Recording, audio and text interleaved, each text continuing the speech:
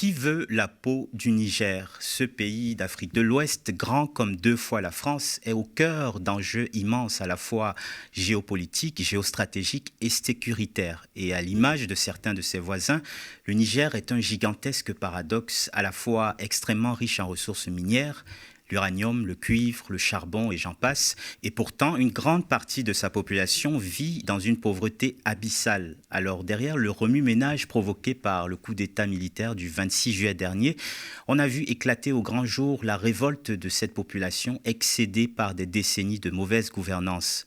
Excédée aussi, semble-t-il, par des ingérences occidentales et une cible en particulier, celle de l'ancienne puissance coloniale française qui, pour certains Nigériens, a toujours conservé une mainmise sur le pays malgré l'indépendance officielle proclamée le 3 août 1960.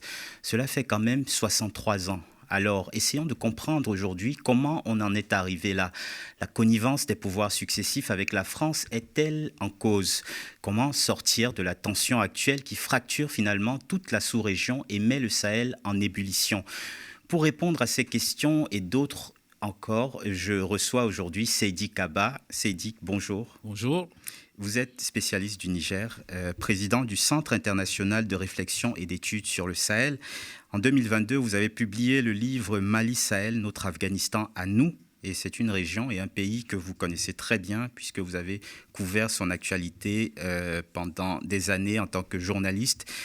J'ai envie de vous poser la question de mon introduction. Qui veut la peau du Niger? Je pose cette question parce que ces derniers jours, tout le monde y est allé un peu de sa déclaration martiale, va-t-en guerre, mais sommes-nous d'accord qu'une guerre ne profiterait en aucun cas aux Nigériens, quelle que soit son issue?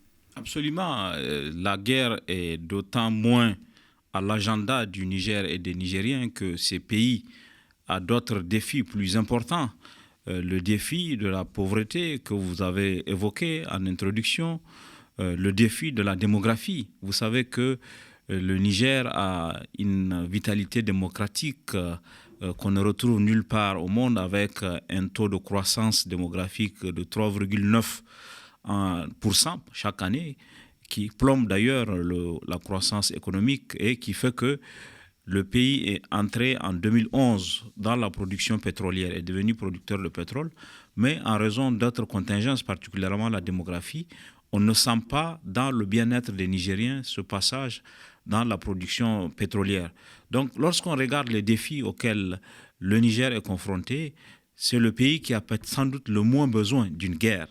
Le Niger, par le passé, a connu des situations de rébellion armée, particulièrement entre 1991 et 1995, il y a eu une rébellion qui s'est achevée par l'accord de Ouagadougou le 24 avril 1995. Il y a eu une autre rébellion en 2007 qui s'est achevée par un accord.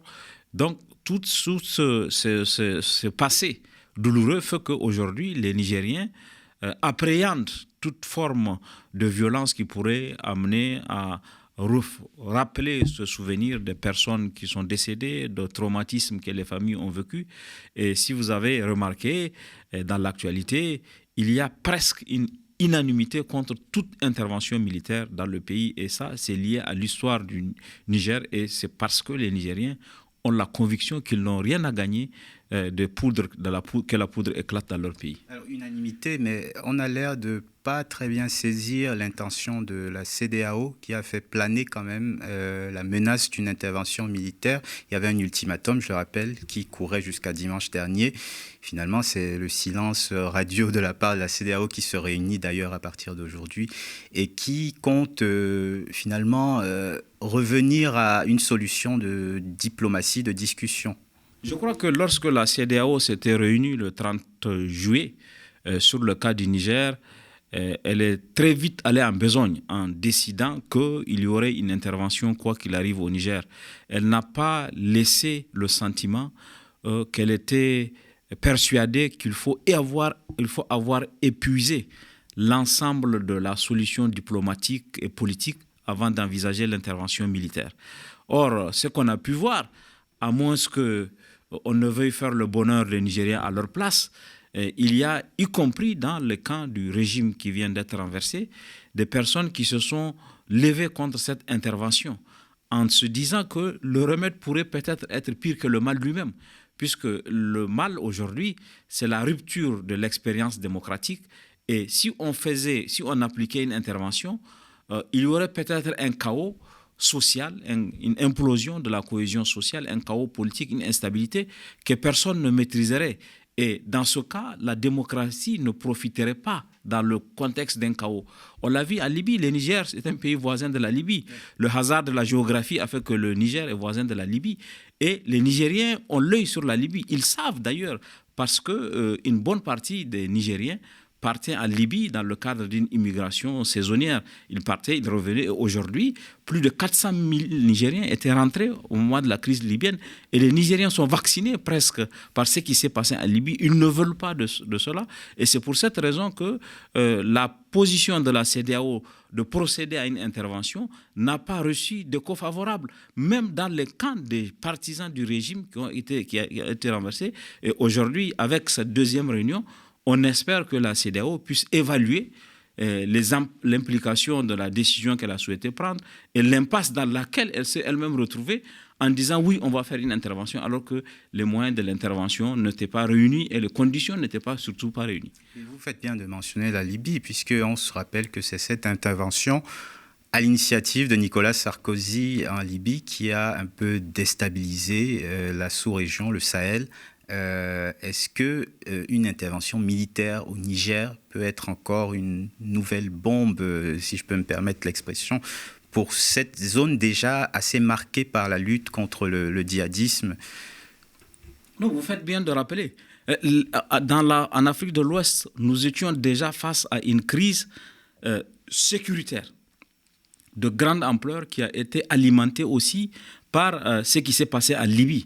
La Libye, lorsqu'elle s'est effondrée, était devenue une sorte de supermarché d'armement où tout le monde allait s'approvisionner comme ça. Et les groupes djihadistes du Sahel se sont approvisionnés là-bas. L'État islamique, on ne le souligne pas souvent, l'État islamique originel qui vient de Syrie et d'Irak, s'était d'abord installé dans la zone de Benghazi, dans la zone de Sirte, où l'État n'existait pas avant de descendre, même venir. Parce que historiquement, au Sahel, c'était Al-Qaïda qui était là. Al-Qaïda au Maghreb islamique, qui est devenu le groupe de soutien à l'islam. Et après, avec l'effondrement de la Libye, l'État islamique au Grand Sahara est venu s'incruster. Et on se retrouvait aujourd'hui dans ce contexte sécuritaire avec deux grandes enseignes terroristes, Al-Qaïda et l'État islamique, qui continuent de sévir. À cela est venu s'ajouter aujourd'hui cette instabilité politique. Et tout le monde, on est presque unanime à considérer que si jamais il y avait une intervention au Niger, en plus de dégâts collatéraux de l'intervention de l'OTAN en Libye qui n'ont pas été encore réglés, les deux interventions associées créeraient une catastrophe. Et la position géographique du Niger, le Niger est à cheval entre trois régions géographiques du continent. Au nord, l'Afrique du Nord avec la Libye et l'Algérie, le pays est de l'Afrique de l'Ouest et l'Afrique centrale avec le Tchad qui lui est frontalier. Et qui est aussi miné par le djihadisme à travers Boko Haram. L'instabilité et d'autres considérations. Donc, si vous prenez aujourd'hui la configuration géostratégique et la position stratégique du Niger, s'il y a une intervention qui se passe mal, parce que personne n'a la garantie qu'une intervention pourrait bien se passer.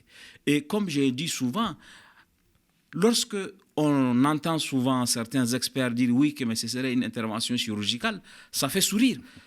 Le palais présidentiel est au cœur de la capitale. De Niamey. On n'est pas au cœur de Niamey. On n'est pas à Bamako où le palais est à Koulouba, à 30 km, ou à Antananarivo, où il est à 40 km, où on peut prétendre faire une opération sans perdre de vies humaines. Mais là, si on fait une opération, c'est évident qu'il y aurait des pertes en vies humaines et une bonne partie de l'armée nigérienne, en tout cas pour ne pas dire toute l'armée, est opposée à cette opération. Donc ça créerait une sorte de confrontation, sans compter les dégâts que ça pourrait provoquer. Vous savez, je pense qu'on ne peut pas s'en réjouir, mais beaucoup de gens qui sont opposés à l'intervention militaire ont dit qu'adviendrait-il s'il y a une intervention du Sénégal, des Sénégalais qui sont installés au Niger? Qu'adviendrait-il des Ivoiriens qui sont installés au Niger? Oui, donc il y a un brassage immense de population de toute la zone Afrique de l'Ouest au Niger, mais dans d'autres pays, il y a des mélanges de populations. Tout à fait. Et le Niger, du fait de sa position, est un carrefour de ce mélange de civilisations. Vous savez, quand on parle de migration, le Niger est un pays de transit. Si vous allez au Niger, vous allez trouver des Gambiens, des Camerounais, de toutes les nationalités, des gens qui considèrent qu'ils peuvent transiter par le Niger pour gagner l'Afrique du Nord et peut-être venir en Europe. Il y a cette dimension. En plus, ce qui complexifie toute intervention, vous savez, le Niger partage 1500 km de frontières communes avec le Nigeria. Il y a 8 régions au Niger, 5 sont frontalières du Nigeria. Il y a 7 États fédérés du Nigeria qui sont frontaliers du Niger. Et il y a surtout le fait que des communautés sont à cheval. Les Haoussa sont à cheval entre le Niger et le Nigeria. Les Peuls sont à cheval entre le Niger et le Nigeria. Les Kanouris sont à cheval entre le Niger et le Nigeria. Tout ça pourrait affecter la cohésion entre ces communautés si le Nigeria, par exemple, devenait le fer de lance d'une intervention. Et c'est pour ça que les gens redoutent, y compris les adversaires du coup d'État, redoutent justement cette intervention dont personne ne peut mesurer les conséquences à ce jour. Est-ce qu'on peut imaginer que la CEDEAO, finalement, a subi les pressions de la communauté internationale qui partait ou présentait de bons sentiments en disant on va aller rétablir la démocratie? La CEDEAO s'est laissée embarquer dans ce discours angélique? Oui, absolument. Je pense que, comme j'ai dit, quand je regarde souvent les résultats de la lutte sécuritaire, les Nigériens, par exemple, et même les Sahéliens se disent « Oh là là, comment il y a 1100 soldats américains au Niger, 1500 soldats français au Niger, sans compter maintenant les petits contingents qu'il y a des Allemands, des Italiens, et qu'il n'y a pas, on n'arrive pas à protéger ce pays. » Souvent, l'agenda des pays, l'agenda de la communauté internationale n'est pas l'agenda des pays comme le Niger. Leur agenda qui est de créer coûte que coûte la démocratie, c'est peut-être pas l'agenda des Nigériens. Ils ont besoin des régimes qui leur sont totalement acquis pour qu'ils puissent continuer à assurer leur présence au Sahel, leur présence au Niger, alors que l'agenda des Nigériens, c'est quand même, avec la démocratie sans doute, mais de vivre dans la paix et la stabilité. Ceux qui ont fait l'intervention en Libye, je pense qu'ils avaient un autre agenda que la stabilité de la Libye. Parce que lorsque la Libye a éclaté et aujourd'hui, sous le joug des milices qui administrent le pays, eux, ils sont tranquilles à Paris, ils sont tranquilles. Plus personne ne parle de la démocratie et plus personne ne parle du sort des Libyens. Justement, la démocratie, on a entendu cet argument-là de la part de beaucoup de dirigeants de pays occidentaux qui disaient l'objectif, c'est de restaurer un président démocratiquement élu. Alors, est-ce que cet argument vous fait sourire de dire que Mohamed Bazoum est élu démocratiquement quand on connaît les conditions dans lesquelles se sont déroulées les dernières élections, les élections de 2021 au Niger? Non, je crois que l'indicateur pour les pays qui parlent d'élections démocratiques, c'est que formellement, il y a eu des élections, il y a eu des instances qui ont validé. Si on s'en tient à ça, on peut considérer que les élections... Mais lorsqu'on creuse, lorsqu'on voit les conditions dans lesquelles les élections se sont passées, la contestation qu'il y a eu, je ne pense pas que ce soit le caractère ultra-démocratique du régime qu'il faut défendre. Peut-être que l'interruption du processus démocratique est une entorse à l'évolution de l'expérience démocratique du Niger, mais invoquer exclusivement la nature démocratique du régime, c'est un argument qui souvent à Niamey fait débat. Fait débat. Tout à fait.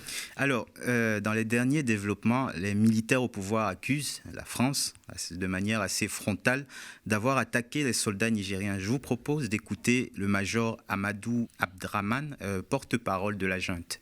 Communiqué numéro 25. Le Conseil national pour la sauvegarde de la patrie tient à informer l'opinion nationale et internationale des événements d'une extrême gravité qui sont en cours au Niger, du fait du comportement des forces françaises sur notre territoire et de leurs complices. En effet, ce jour 9 août 2023, aux environs de 6h30 du matin, la position de la garde nationale du Niger de Bourkou-Bourkou, 30 km du site aurifère de Samira, a fait l'objet d'une attaque. À cet instant, le bilan n'est pas encore établi. Toutefois, pour rappel, à travers une communication directe avec les partenaires occidentaux, le comportement des forces françaises a été fustigé pour avoir, d'une façon unilatérale, libéré des éléments terroristes prisonniers. La France qui a démenti ces accusations de la part de la junte nigérienne, est-ce que aujourd'hui on peut imaginer sérieusement une intervention armée française? On rappelle, vous l'aviez dit, 1500 soldats postés au Niger. Est-ce que l'éventualité que la France décide de manière unilatérale d'attaquer la junte est possible, sachant que Catherine Colonna a dit encore une fois que le départ de ces soldats n'était pas à l'ordre du jour et que les accords avaient été signés avec le pouvoir en place, c'est-à-dire le pouvoir pour la France de Mohamed Bazoum. Est-ce qu'on peut imaginer que, ne reconnaissant pas le pouvoir des militaires en place, que la France décide d'attaquer? Non, je crois que c'est la plus mauvaise chose que la France pourrait faire. Aujourd'hui, il y a un rejet de la présence française militaire au Niger. Avant même ces événements du 26 juillet, il y avait ce sentiment de l'inutilité qui était répandu dans la société parce que beaucoup de gens ne voyaient pas la présence, la valeur ajoutée de cette présence dans la lutte contre le terrorisme. En dépit de cette présence, le pays a continué à être attaqué.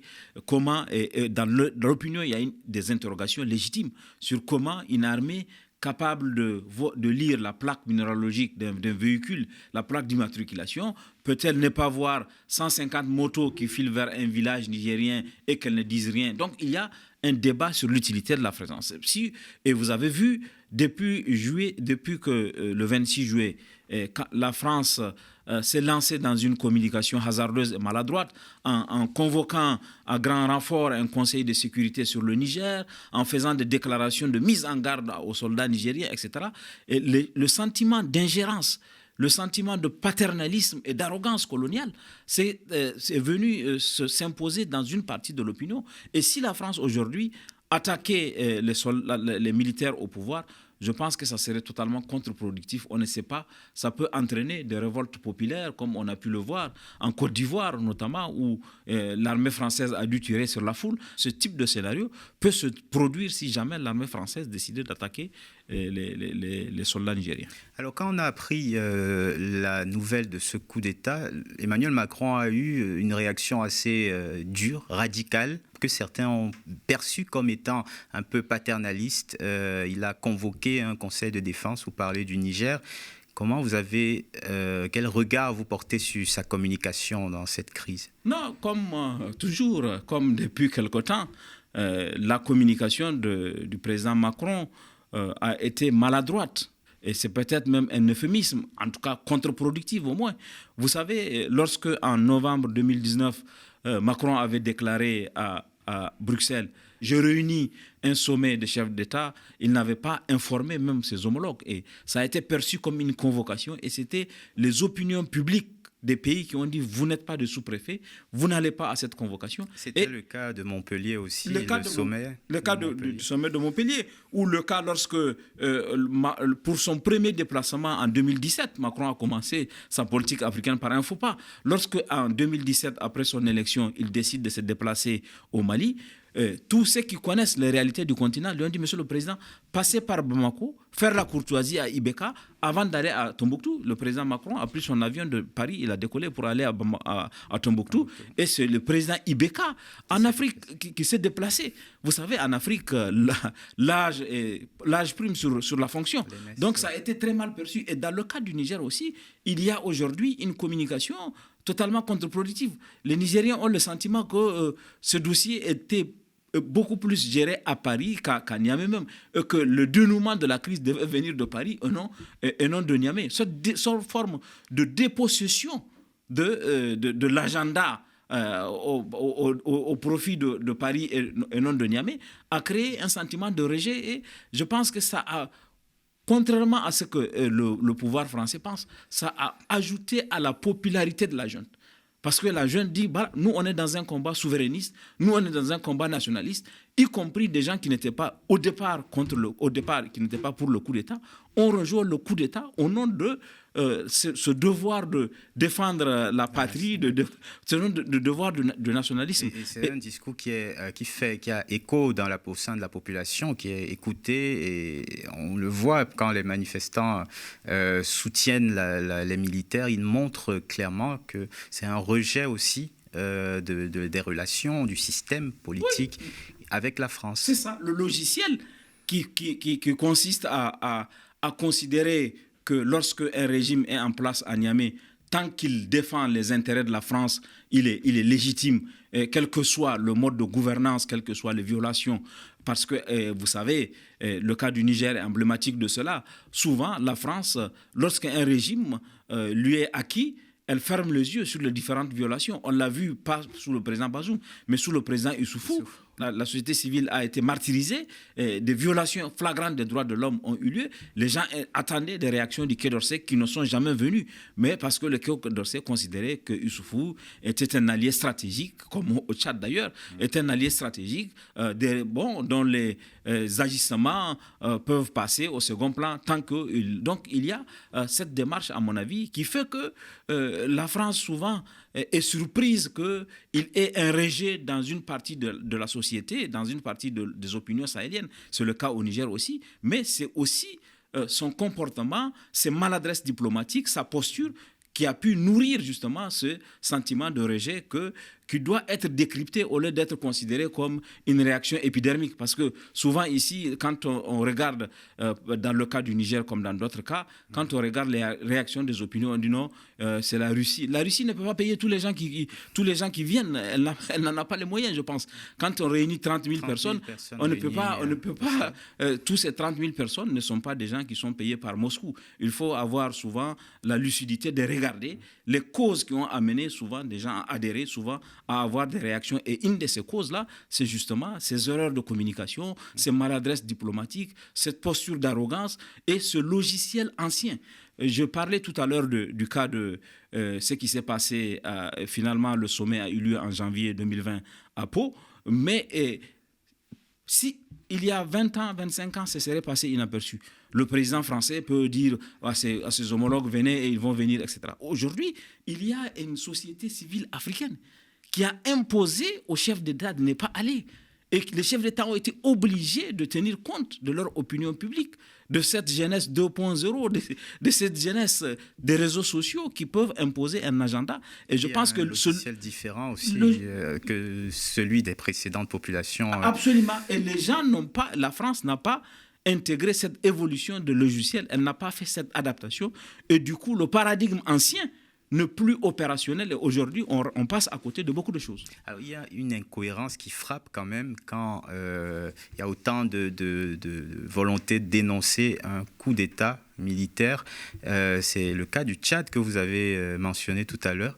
Le Tchad où Mahamat Idriss Déby, le président actuel, n'a pas tout à fait été élu lors de son arrivée au pouvoir, puisqu'il a pris la succession de son père qui est mort au combat, Idriss Déby, adoubé par Emmanuel Macron, qui s'est déplacé pour les obsèques d'Idriss Déby.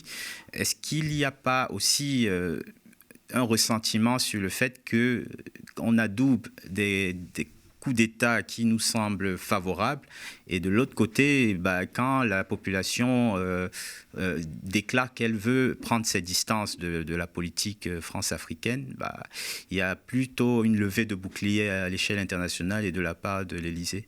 C'est ça. En fait, c'est ça qui brouille un peu le discours sur la défense des valeurs démocratiques et cette géométrie variable qu'on retrouve. Tant qu'il s'agit du Tchad, même si on n'a pas respecté la constitution qui prévoit quelqu'un d'autre que le fils Déby, puisque c'est le Tchad, puisque c'est notre allié, on ferme les yeux.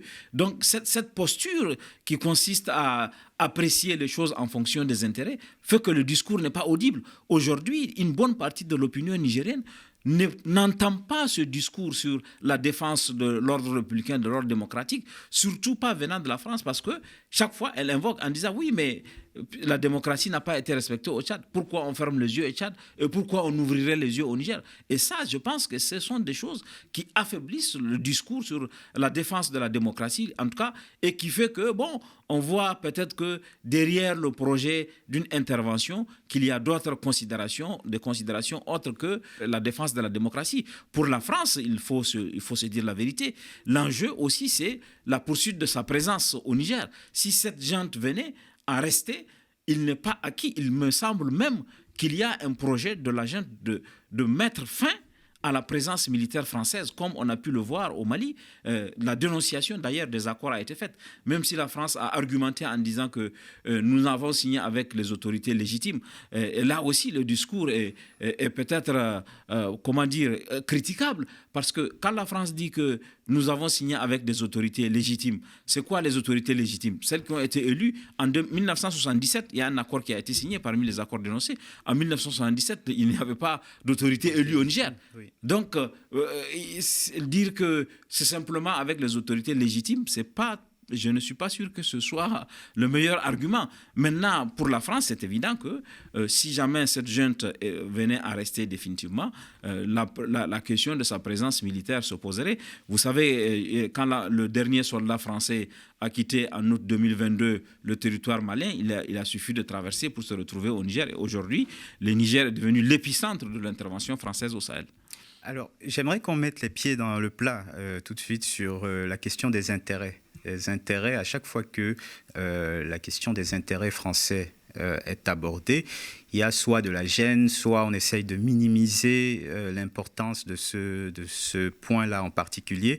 Écoutons ce que disait Emmanuel Macron lui-même sur les intérêts au Sahel. C'était le 27 février dernier, lors de son discours sur le partenariat Afrique-France.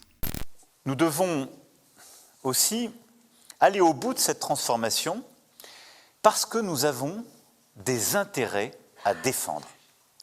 Et je pense que quand on parle d'Afrique, il faut le dire clairement, parce que ça va beaucoup mieux en le disant.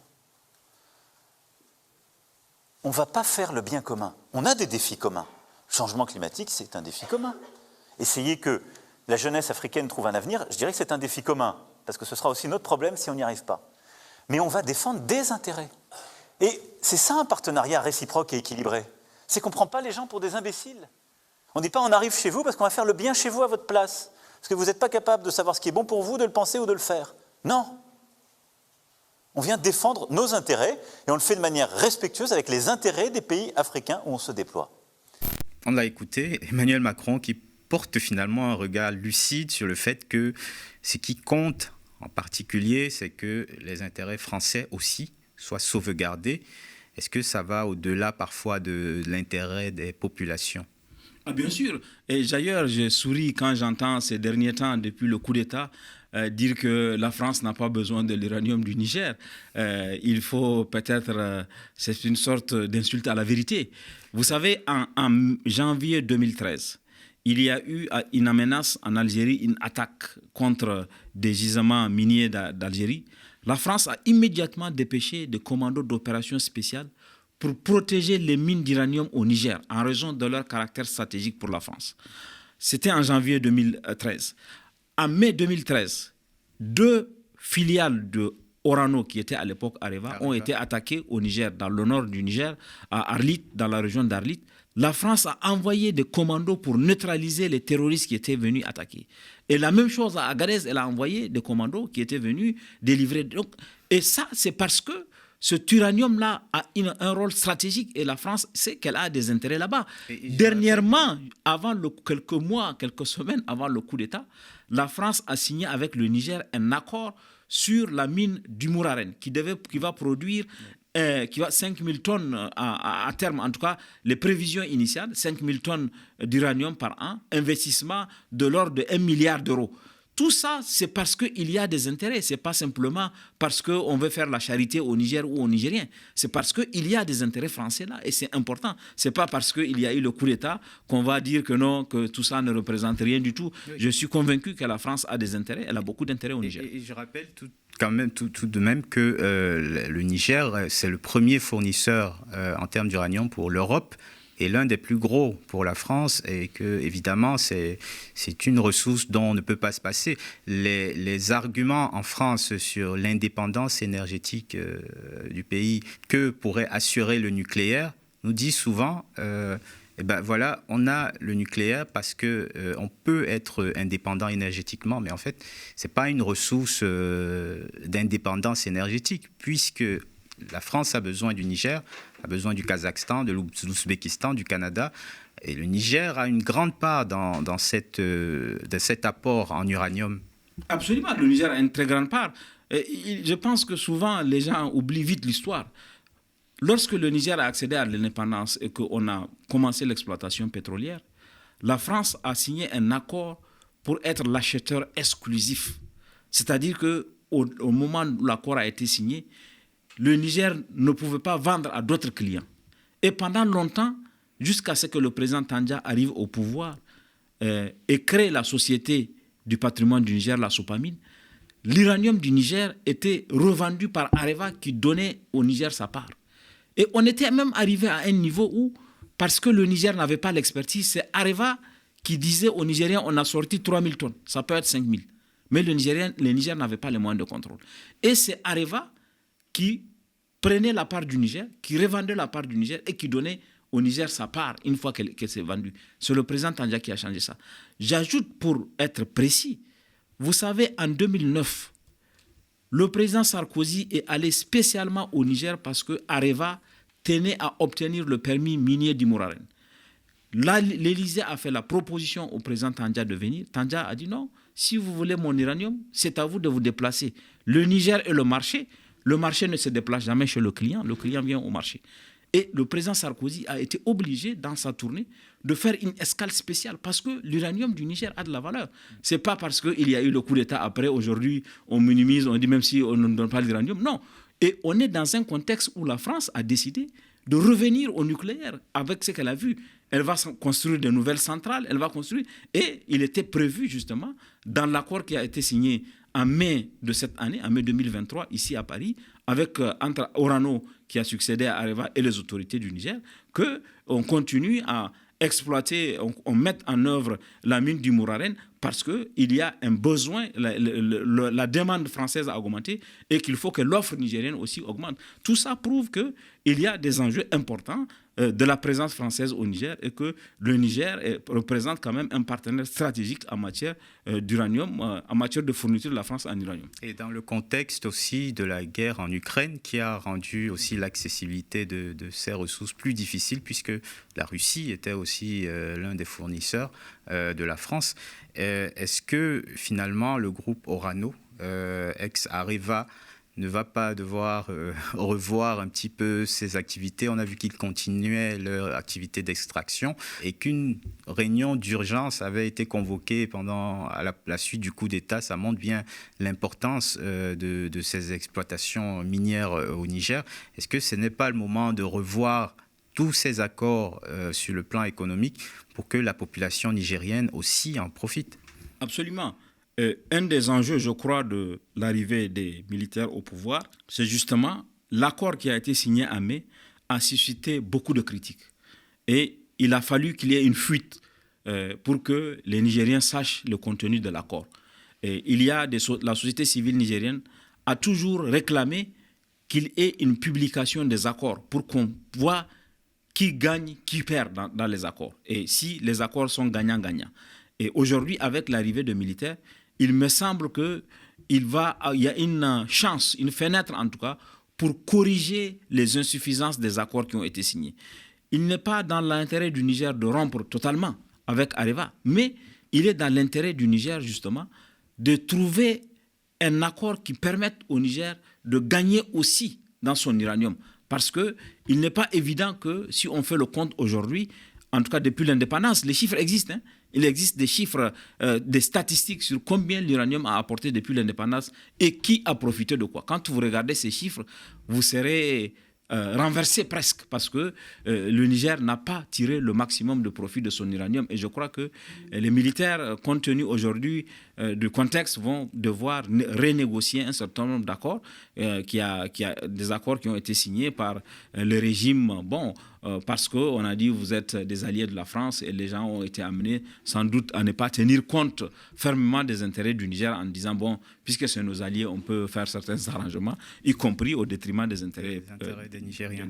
Le Niger a connu 5 coups d'État depuis son indépendance en 1960. Le renversement de Hamani Diori en 1974 a été le début un peu de cette succession de coups d'État.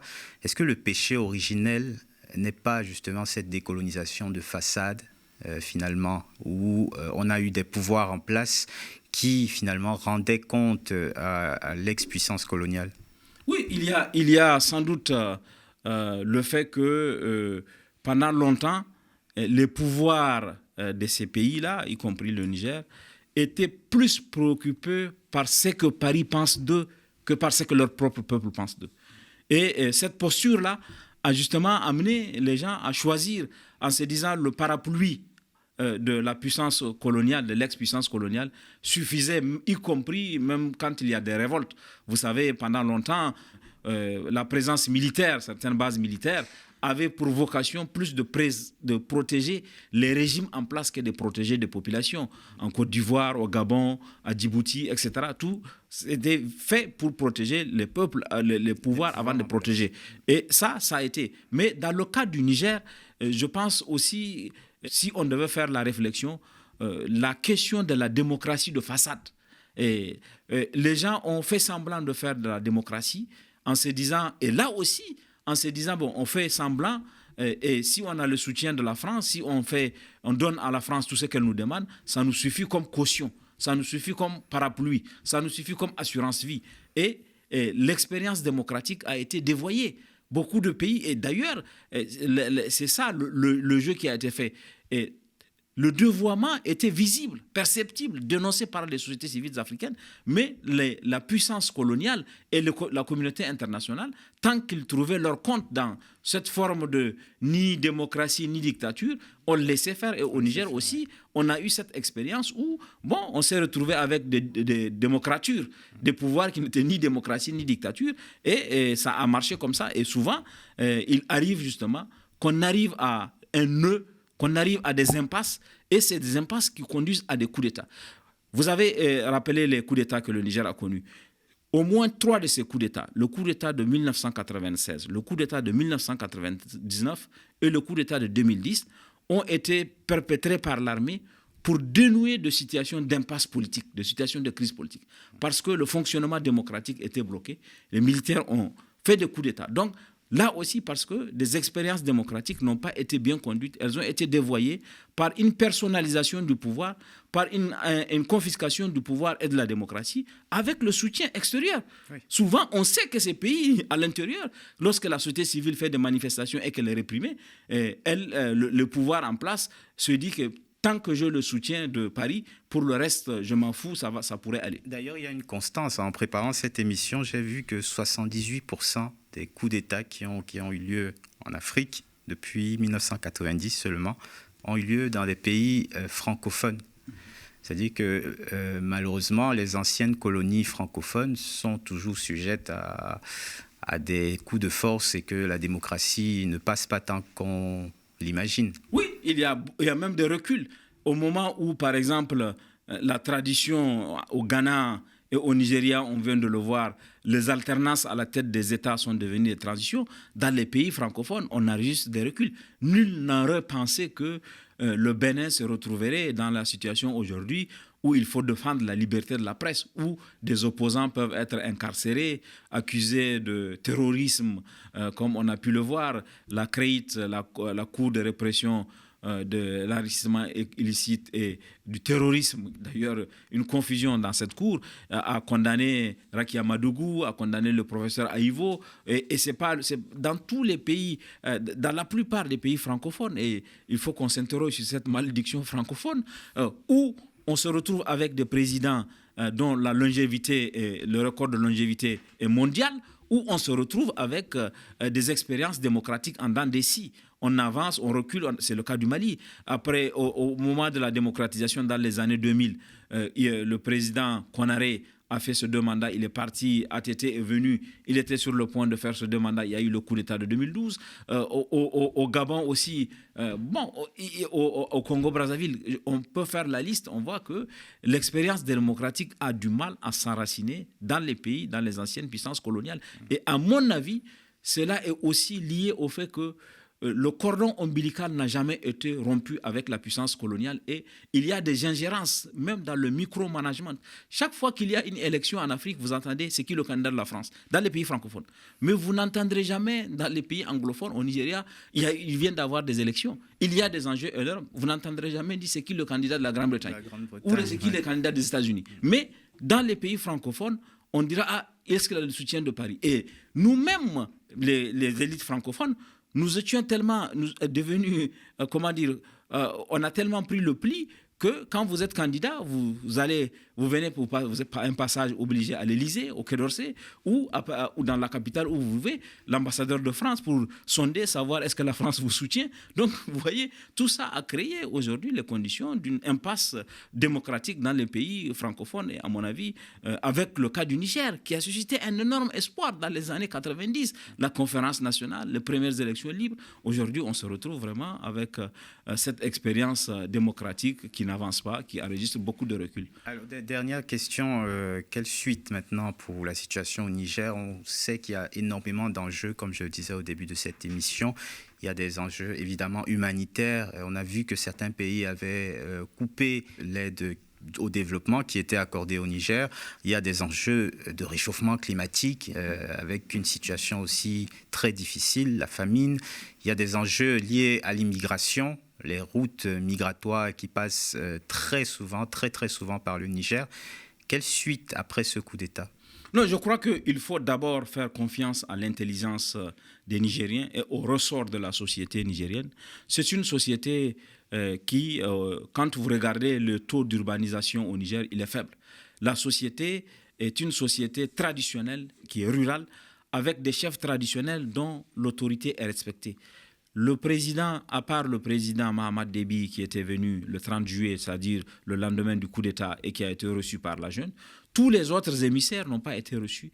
Mais le président de la junte, le général Tchani, a reçu les chefs traditionnels du Nigeria et du Niger qui étaient venus le voir.